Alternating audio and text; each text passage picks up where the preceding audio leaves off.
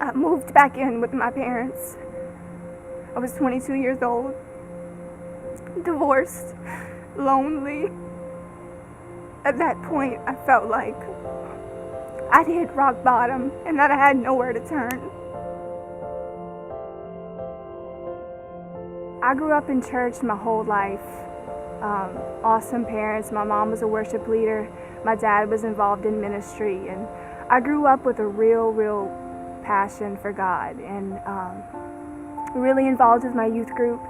When I turned about 15 years old, I became sexually active and I got mixed up in the wrong crowd, involved with this guy that I really felt like I had a soul tied to.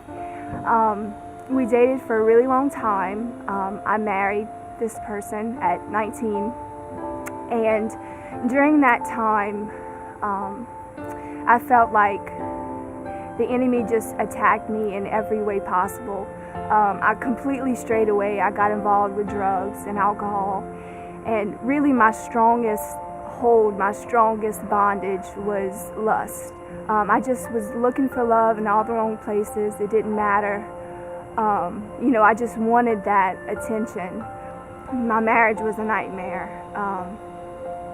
We fought constantly because that love wasn't there. I was so caught up in who I was and living that life that I really couldn't see the light of day. I felt like God's hand was nowhere near, what I was doing. I knew He wasn't pleased with my life. Through the whole turmoil, the whole conflict, and feeling so lost and despair in the life that I had, I always felt like I wasn't alone. Like he was always there with me. I began to read in the book of Romans and really dig deep, really do some open heart searching, like allowing God to pour into me, just wanting Him to pick up the pieces. I really received what I felt was a revelation of God's grace, a revelation of who He called me to be, who He made me to be in His sight. And He began to pour into me.